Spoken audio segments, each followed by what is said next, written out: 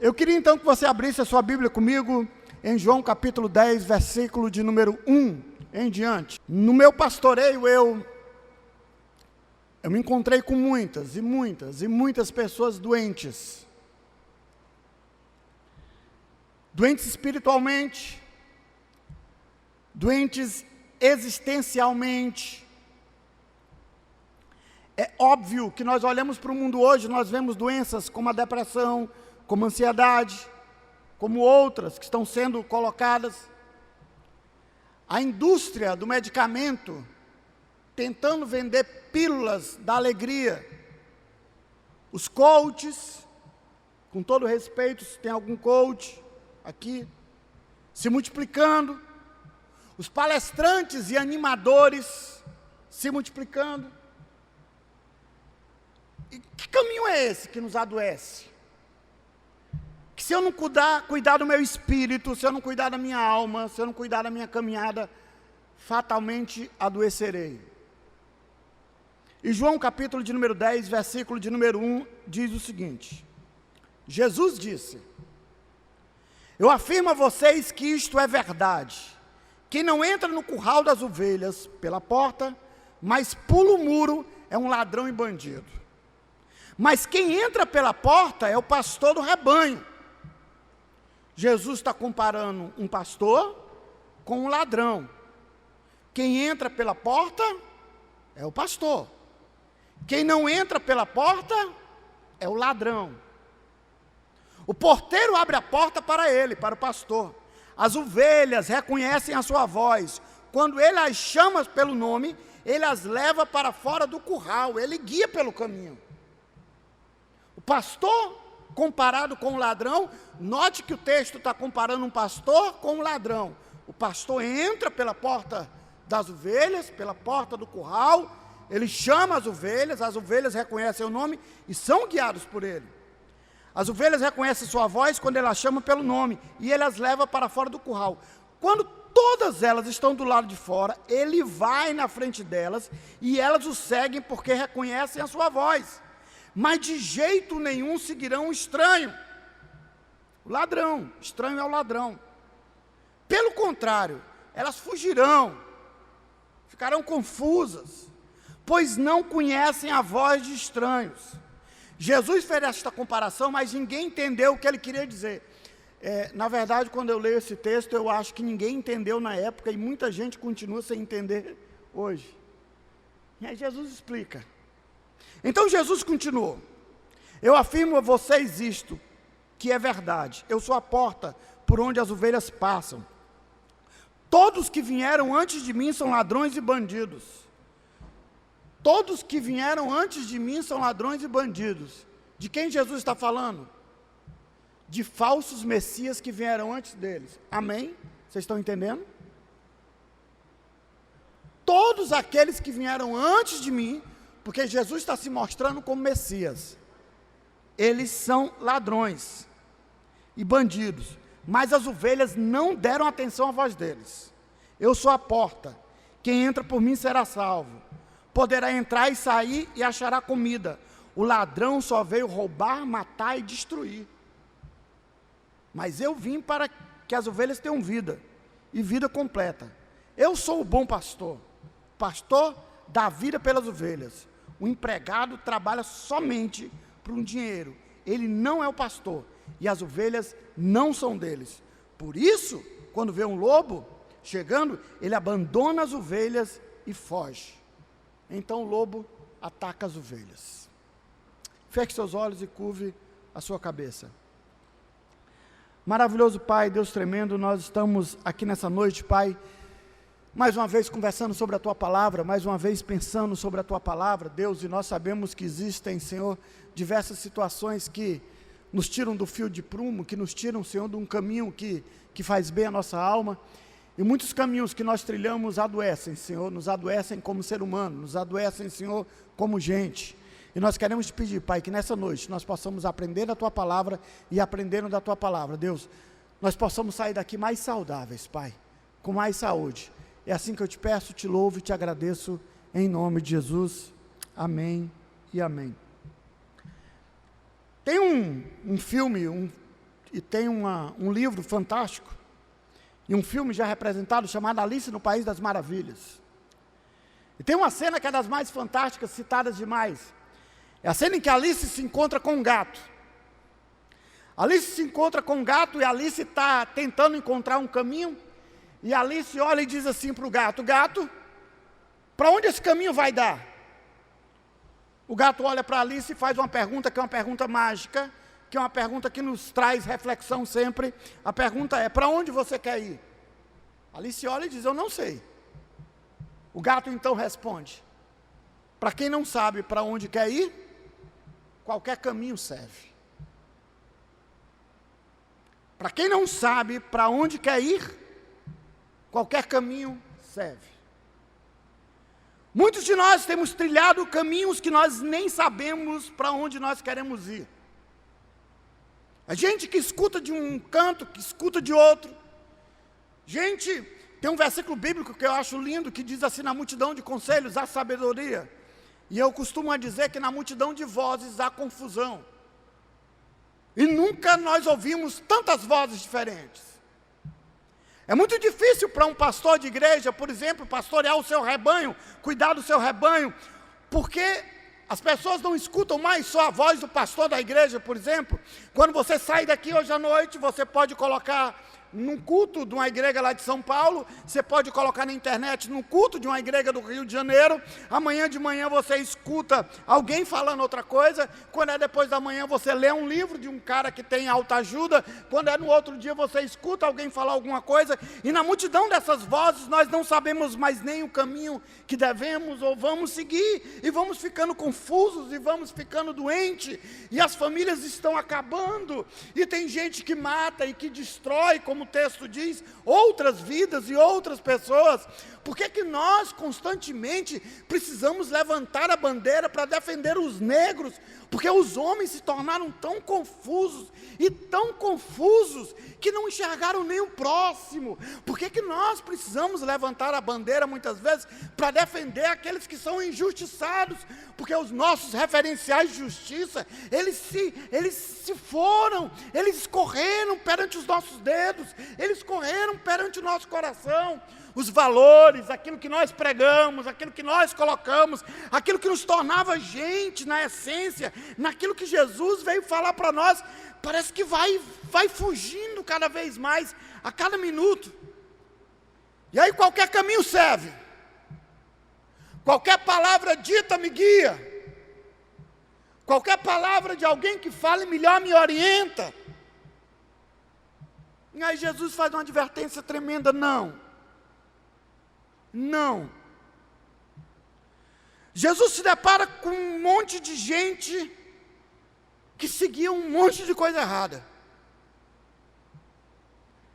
que não tinha percepção da voz de Jesus e do caminho que Jesus estava propondo, que não tinha percepção da voz e do caminho que Jesus estava propondo.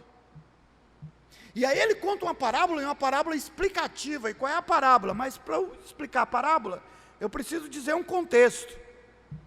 Jesus veio e muitos ouviram as palavras de Jesus e não entenderam e nem aceitaram Jesus. Amém? Os irmãos entendem isso? Amém? Só que existia uma promessa. Qual era a promessa? Que viria um Messias. O povo de Israel esperava o Messias. O povo de Israel, o povo judeu, esperava um Salvador. E eles olhavam em todo canto. Você conhece algum caminho de alguém que está esperando um Salvador da pátria a qualquer minuto, a todo instante? Não, alguém vai salvar o meu casamento, alguém vai salvar o nosso Brasil, alguém vai salvar alguma coisa.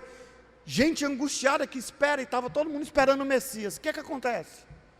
Vieram muitos Messias antes de Jesus, muitos, e muita gente acreditou. Mas quando passava por um problema, esse Messias logo mostrava que não era o Messias prometido no Antigo Testamento. E vinha outro Messias, até que o Messias veio. E quando o Messias veio, ele disse: tem muita gente andando pelo monte de caminho, e não me entendem mais que eu sou o Messias, não entendem que eu vim, e vim para que tenham vida. E ele pegou e disse: Os ladrões, os que vieram antes de mim, eles vieram matar, roubar e destruir. O caminho que eles fizeram vocês trilhar gerou roubo, gerou morte e gerou destruição. Nossa! Quando nós não trilhamos o caminho do Mestre, nós muitas vezes trilhamos o caminho em que matamos e em que morremos. Quando nós não trilhamos o caminho do Mestre, nós trilhamos o caminho muitas vezes que roubamos e somos roubados. Quando nós não trilhamos o caminho do Mestre, nós trilhamos muitas vezes o caminho que destrói e que somos destruídos. E aí Jesus diz, esse caminho é um caminho que adoece a alma. Esse é um caminho que gera dor. Esse é um caminho que gera sofrimento. Esse é o caminho que não é o caminho que eu vim trazer para vocês, porque o caminho que eu vim trazer para vocês é um caminho de vida e vida em abundância, em uma outra situação, é um outro caminho. Eu sou o pastor, eu sou a porta das ovelhas, eu sou aquele que veio dizer para vocês que escutem a minha voz, escutem aquilo que eu vim guiar, escutem aquilo que eu vim trazer para a alma de vocês. E muitas vezes nós olhamos e dizemos, quem nos salvará? Será alguém que vai colocar uma palavra, e essa palavra vai ser de guerra, vai ser de força. E eu quero vos dizer mais uma vez nessa noite, que a palavra de salvação é a palavra que vem do Mestre, que vem de Jesus, e que diz assim, eu sou o pastor de vocês. Ele é o nosso pastor, e quer nos guiar num caminho, e num caminho que não adoece a nossa alma. Amém? Amém? E qual é o caminho que adoece a alma? Primeiro, é o caminho de gente que é apenas guiado pelos desejos e pelo prazer. Eu vou repetir.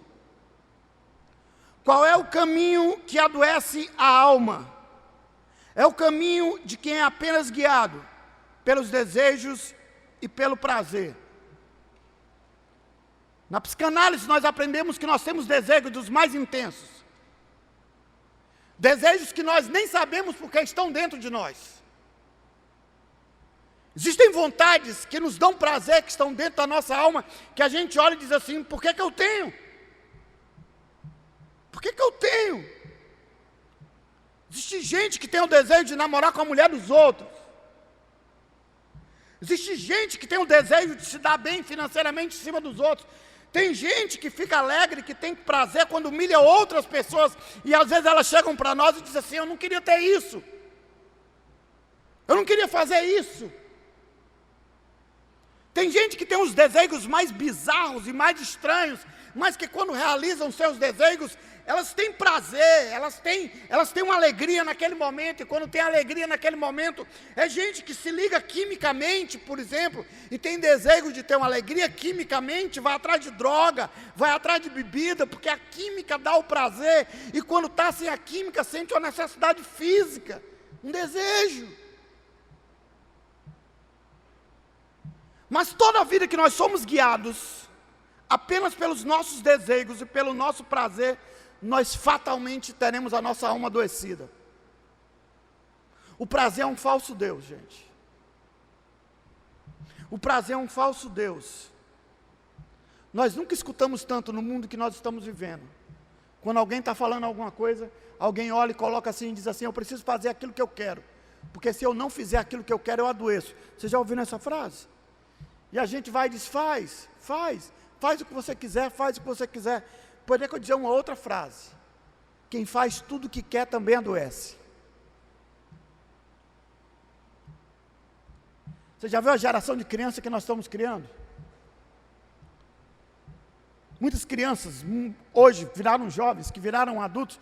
Ontem eu estava falando para um grupo de jovens, e uma das perguntas que fizeram, e foi uma pessoa mais velha, não seria dos jovens, né? Eu gosto de dizer que eu sou de uma geração assim interessante. Qual é a minha geração?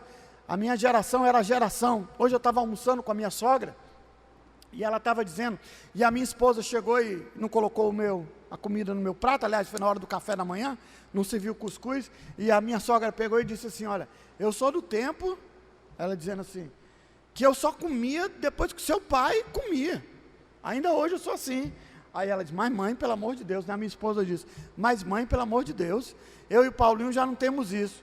Mas aí a minha esposa começou a lembrar um monte de coisa que também é do meu tempo. E o que é?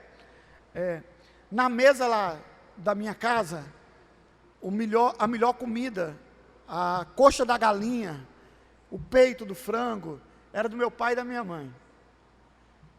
A gente ficava por último para comer e sobrava o pescoço, sobrava o pé, e aí a gente comia. A geração de filhos nossa agora, geração de filhos, é o contrário. Agora a gente senta na mesa e o pai dá os melhores pedaços para os filhos e fica com a galinha, com o pescoço da galinha e com o pé. Ou seja, eu nunca comi o peito e a coxa da galinha, né? Eu fico só comendo. Antigamente, como filho, eu comia o pé e hoje eu continuo teoricamente comendo o pé. Mas qual é o problema disso, pastor? O problema é que hoje nós estamos criando jovens, muitas vezes nós estamos criando adultos e estamos criando criança que diz assim, o que eu quero, eu quero. Vocês viram essa semana um rico que pegou aí porque não ganhou um Jaguar e ganhou uma BMW, jogou a BMW no rio? O sofrimento dele era tão intenso porque ele não teve aquilo que ele queria na mão, que era um Jaguar, e ele tinha uma BMW, e ele ganhou uma BMW, mas o prazer dele não foi saciado. E como o prazer dele não foi saciado, ele tinha que demonstrar toda a raiva dele, porque ele é guiado pelo prazer, alma adoecida. Esse discurso de que todo mundo pode fazer aquilo que quer é tão maravilhoso, mas se todo mundo pode fazer o que pode fazer, cada vez mais casamentos terminarão. Por que casamentos terminarão? Porque hoje o marido olha para a esposa olha para o marido e diz assim, mas é meu prazer, é aquilo que eu quero. Aí a outra olha do outro lado e diz, não, mas é meu prazer, é aquilo que eu quero. Aí o filho olha do outro lado e diz assim, não, mas pai, mãe, é o meu prazer, é aquilo que eu quero. E ninguém cede, ninguém se organiza, ninguém fala, ninguém escuta. Ninguém coloca muitas vezes e diz, mas por quê? Por que eu tenho que fazer sempre aquilo que eu quero? Eu tenho uma frase que eu gosto muito de dizer. Os seus desejos não determinam aquilo que você é. Mas como você responde aos seus desejos, diz muito do seu caráter. Você me entendeu? Os meus desejos não dizem quem eu sou. Mas como eu respondo aos meus desejos, diz muito do meu caráter. Quando tudo aquilo que vem na minha cabeça, que eu tenho vontade de fazer muitas vezes, quem de nós, gente, no meio de uma intensidade assim, de uma briga, assim, marido, mulher, ou pai com filho, com filha, tem hora assim que dá vontade assim de eu pegar o cinturão assim, eu desejo dar uma surra na minha filha e pegar um cinturão, mas eu não sou o que eu desejo. Aí vem um consciente e diz, não, por quê? Para quê? Por que tem muitos homens, muitas vezes, quando se colocam e se sentem inferioridade apenas porque a mulher, em alguns momentos, ganha melhor o salário, ou porque fala uma palavra, nós achamos que a mulher, porque conseguiu lutar para ter igualdade em muitas coisas, os homens agora se sentiram num complexo de inferioridade tremendo. Aí alguns não resistem a isso, vão lá e batem, e matam. Caramba, você pode até ter desejo de bater. Pode. Mas quem disse que você é o seu desejo? Você é como você responde ao seu desejo. Diz muito do seu caráter. Amém. Você quer ter a vida adoecida? Você quer ter um caminho adoecido? Então seja guiado pelos seus desejos e prazer. Segundo, quem segue um caminho que adoece a vida, que adoece a alma, é gente que tem um caminho material como obstinação. Quem tem a alma adoecida é gente que segue o caminho material, o sucesso material, como obstinação tremenda, obstinado. cada vez mais, não tem filho, não tem mulher, é o sucesso, é o dinheiro, é aquilo que eu posso andar, é aquilo que eu posso comprar, são as férias que eu posso ter, é o vinho que eu posso tomar, é o restaurante que eu devo estar, é alguém olhar para mim e perceber que eu sou o poderoso, que eu sou o cara, é onde eu possa dar palestra, é onde eu possa falar. Por quê? Porque cada vez o meu nome, porque eu subo, porque eu vou, porque eu caminho. E quando eu olho para isso aí, Jesus olha e diz, mas não é. Vai adoecer a tua alma. Você vai querer dinheiro, vai acumular, vai tentar fazer de tudo. E no mundo que nós estamos vivendo, que é um mundo capitalista, que diz, tenha, ganhe, seja rico. Nesse mundo em que todo mundo está dizendo que você tem que ser um sucesso. Aliás, eu adoro algumas frases, quando todo mundo diz assim, você vai ser um sucesso, né? Você vai ser o primeiro. Irmãos, todo dia, no mundo, tem um inteligente que quer ganhar às custas de bestas. E quando esse inteligente se encontra com os bestas, pense na salada que faz. Pense como um casamento está certo. Deixa eu tentar explicar para vocês. Tem gente que diz que todo mundo vai ser o grande vencedor de tudo. Nossa! Aí nos gera a sensação de competição direto. E mais do que isso, numa classe de 50 alunos, todo mundo vai ser primeiro lugar, sim ou não? Sim ou não? Mas por que não é o primeiro lugar? Significa dizer que ele não vai ser uma boa pessoa na vida, sim ou não? Opa! Porque você não é o mais rico, significa dizer que você não deu certo? Porque você não anda no melhor carro, significa dizer que você não deu certo? Porque você não tem, muitas vezes, o que outros têm, não significa dizer que você, mas eu não dei certo, e a gente se encontra com gente toda hora dizendo, eu sou um fracasso, eu não consegui ser, eu não consegui caminhar, eu não consegui galgar, eu não fui o grande pastor, eu não fui o grande empresário, eu não fui o grande médico. Olha para os outros meus amigos aí, eu sou médico, e olha a casa que eu tenho, olha aí o carro que eu tenho, e tem um monte de amigo meu que tem consultório, que montou clínica, que montou hospital, gente que estava na mesma sala que estudou comigo. Eu sou dentista, mas aí tem o Jorge da Escócia, tem um fulano, tem um Beltrano, que tem o hospital, que tem um consultório, que tem a clínica, e eu não consegui ter sucesso. Quem disse que não? Por que você não tem o dinheiro que ele tem? Por que você não conseguiu galgar ou andar em lugares que ele andou? Por que você não conseguiu comer em restaurantes que ele comeu? E tem gente que vive isso de tão forma, com tanta vontade, que a alma está adoecida. Só fala de dinheiro. Só fala do que está guardando. Tem um texto que diz, aonde tiver o teu tesouro, está o teu coração. Pastor, qual é o caminho que adoece a alma? É gente que faz do sucesso material uma obstinação. Eu preciso ter. Eu preciso construir, eu preciso fazer, eu preciso ser. Eu preciso ser o cara que as pessoas olhem e digam, por que ele deu certo? E a gente vai atrás de tudo, a gente vai atrás de internet, a gente vai atrás de gente para contratar, a gente vai atrás de mídia, a gente vai atrás de tudo. Nessa sede humana agora, que tem que aparecer e que tem que ser alguma coisa e que eu preciso ganhar, e ganhar, e ganhar, e a alma fica adoecida. Eu converso com muito jovem, de 16 anos, 17 anos, que não tem outro sonho na vida a não ser o sonho de ser rico, e ele já começa a fazer dos cálculos de filhos, e família. A geração de hoje não quer nem mais nem conversa com família. Eu quero ter, eu quero conseguir, eu quero trilhar, e a alma adoece. Terceiro, qual é o caminho que adoece a alma?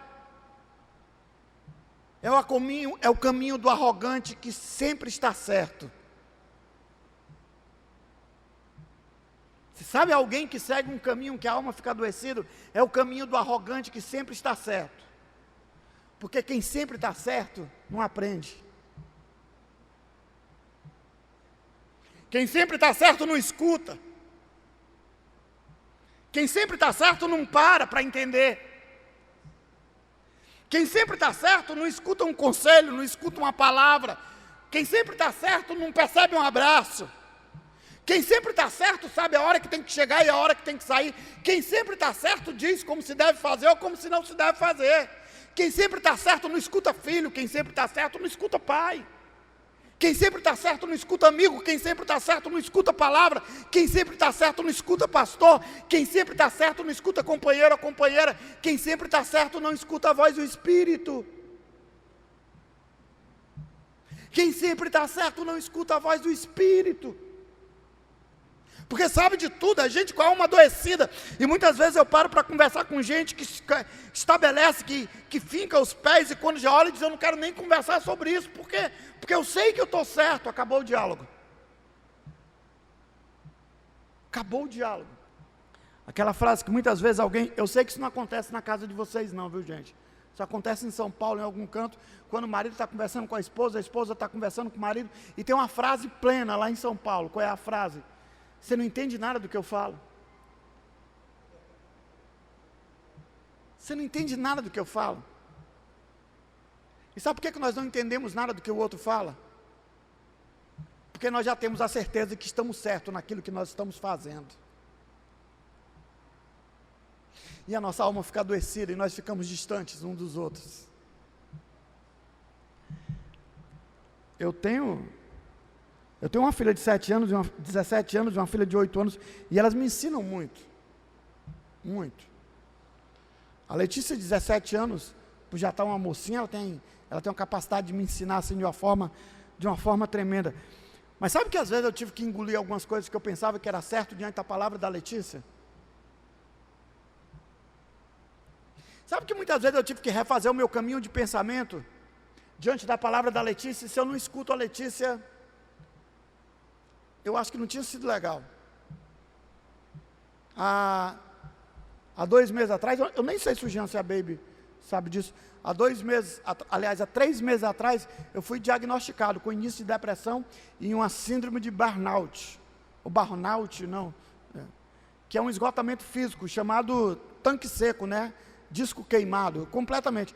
Mas eu fiquei a ponto de estar dirigindo uma vez, eu não sabia nem para onde era que eu estava indo mesmo, literalmente. Eu trabalho dando palestras, eu trabalho pregando, e eu fui dar uma palestra, sou uma palestra que eu dou há 5 anos, a mesma palestra. Eu cheguei na frente do público e não saiu nada. Eu não sabia o que falar. E assim, quando eu falo de início de depressão, eu falo sem vergonha também, porque assim, às vezes a gente tem a impressão, quando fala de depressão, que nós somos fracos. Não, depressão é uma doença. Depressão é uma doença. E você muitas vezes tem que tomar medicamento mesmo. Se eu levar você para o oftalmologista e você não enxergar bem, você vai ter que usar óculos? Se você for psiquiatra e precisar tomar medicamento, você vai ter que tomar. Essa não é a questão. E aí num dia muito triste, num dia que estava cabisbaixo, eu estava muito cansado e eu tinha resolvido desistir de um monte de coisa, inclusive do pastoreio.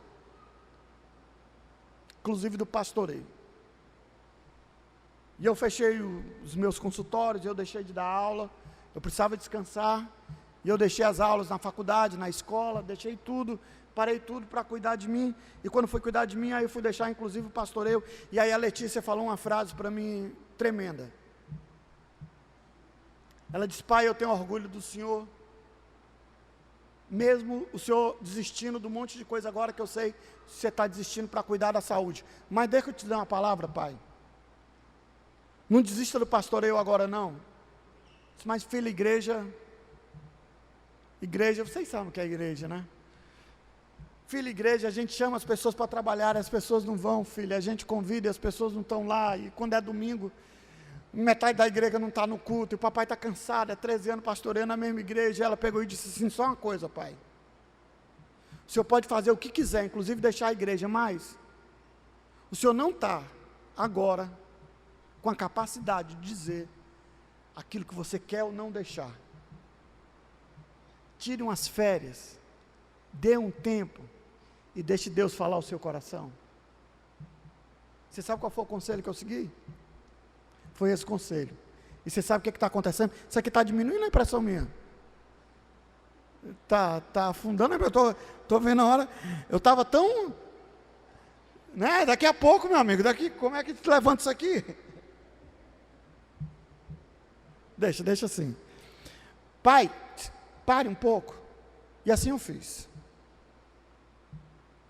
Mas se eu fosse sempre certo, eu dissesse, não, filha, eu sou o pastor, eu sou o doutor, eu sou o psicanalista, eu sou o dentista, eu sei a hora que eu tenho que deixar ou que não deixar alguma coisa. E quem disse que uma menina de 17 anos não pode ministrar o seu coração de uma maneira sábia e com saúde? Quem disse que você sempre está certo pelos livros que estudou, por tudo que você leu, por tudo que você colocou dentro da sua mente, e muitas vezes a gente olha com arrogância e diz, sempre eu estou certo? Quem disse? Esse é o caminho da alma adoecida. Esse é o caminho de quem não tem mais sensibilidade. Esse é o caminho de quem não escuta mais. Esse é o caminho de quem sofre solitariamente. Porque é o mestre, porque é o doutor, porque é o cara que a alma está doente e acha que sabe tudo e não sabe nada. Quarto e último. Qual o caminho que pode adoecer a nossa alma? O caminho do pessimista com a vida e do otimista alienado. O caminho do pessimista com a vida, nada presta. Você vai falar com uma pessoa, você sabe um caminho ruim? Vamos fazer tal projeto, não dá certo aqui não, pastor. Diz, por quê? Nós já tentamos. Fazer tal coisa, pastor, não dá certo não, porque olha o tamanho da nossa igreja. Vamos fazer tal coisa, não dá certo não, nem no trabalho, nem aqui, você não vê, você vai chamar quem para fazer fulano de tal? Não presta não. Vamos conseguir um trabalho novo, vamos para um templo novo, vamos para alguma coisa nova, não dá. Você já se reuniu assim numa roda de gente que é adoecido da alma, que é cheio de gente pessimista, e quando a gente fala com pessimista, a gente chega cheio de esperança, de força, bora, vai dar certo, aí o cara olha e diz assim, dá nada. Mas como? Eu me lembro quando o Elenay chegou lá no José Walter, o Elenay foi meu pastor lá no José Walter, e nós fomos colocar um curso teológico. E o Elenay chegou cheio de empolgação, e quando chegou cheio de empolgação, aí o Elenay reuniu a liderança da igreja. Quando reuniu a liderança da igreja, gente, nós vamos trazer um projeto aqui para a nossa igreja, tal, com aquela empolgação dele. Aí quando ele terminou de dizer isso, aí tinha um irmãozinho lá, uma liderança lá, que ele dizia que era muito sincero. Inclusive as filhas dele carregam a sinceridade até hoje. Eu me lembro quando eu tinha 10 anos e nós chegamos num canto para comer uma tapioca, e aí a garçonete foi pegar no cabelo de uma das filhas desse rapaz, e aí ele pegou e disse, ô cabelo bonito, aí ela pegou e disse, mas é cheio de piolho. Sincera, e ele se dizia ser o super sincero, esse pai dessa menina. E aí o super sincero, o Elenay chegou todo empolgado e disse, nós vamos fazer um projeto, não sei o quê. Aí quando terminou, eu disse, legal, cara. Aí ele pegou e disse, posso falar? Elenay, pode. Não dá certo aqui não, pastor. O senhor trouxe essa ideia daí, não sei de onde o senhor veio para cá aqui, mas não vai dar certo aqui não. O senhor sabe onde é que o senhor está? Que o senhor está no Zé Walter, essa ideia não vai dar certo, não sei o que, não sei o que, não sei o que. E à medida que ele ia falando, o Elenay ia se ajeitando assim na cadeira assim, ia diminuindo assim, ia se esvairindo. Aí quando terminou, o Elenay foi conversar comigo e disse, rapaz, irmão fulano de tal é pessimista, né? Nossa. Na mania de dizer que ele é sincero, ele é absolutamente pessimista. Eu estava dizendo para ele, sabe um caminho que adoece a alma? É um caminho que a gente não tem esperança de nada. Tem esperança de nada. Família não vai melhorar, casamento não vai melhorar, os filhos não vão melhorar, meu marido não vai melhorar, minha esposa não vai melhorar, a igreja não vai melhorar, nada vai melhorar, vai tudo sempre ser pior, e sempre ser pior. E a gente fala alguma coisa e diz, não, vai ser pior. Isso é um caminho que adoece a alma, eu só vejo a coisa se esvairindo. Você sabe o caminho que adoece a alma, junto com o pessimista, com a vida? É do otimista alienado. Você sabe o que é um otimista alienado? É aquele que não pensa em nada, diz, tudo vai dar certo. Ainda tinha umas músicas, né, que nós cantávamos muitas vezes. Não, vai dar certo, vai dar certo. Cara, tem coisa que não vai dar certo. Mas como assim, pastor? Tem coisa que você enxerga assim e diz assim, olha, vou fazer um bom negócio. Eu estou passando agora por uma reforma lá na minha casa. Irmãos, eu chamei uma arquiteta, porque eu queria fazer um cômodo, para fazer um escritório. Lá em casa. E como a casa é pequena, a gente tinha que fazer um negocinho organizado. Era num condomínio, tinha que fazer um negocinho organizado. A arquiteta provou para nós que bastava projetar a casa. Mas para começar a projetar a casa, a gente tem que trocar o piso.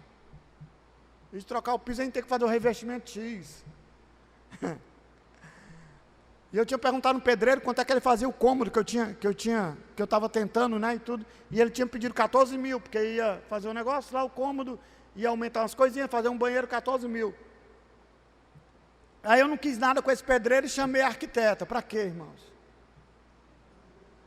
Com todo respeito que eu tenho aqueles que são arquitetos e arquitetas aqui, Deus abençoe vocês, porque vocês têm a capacidade de ver coisas que nós não temos. O problema é que vocês nos mostram. Esse é o problema. O problema do arquiteto é que ele nos mostra.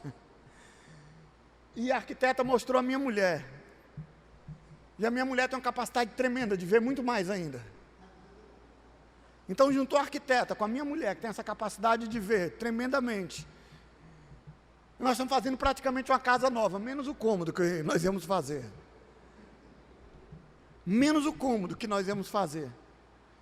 E por que você está dizendo isso? Porque eu quero dizer uma coisa para vocês, irmãos.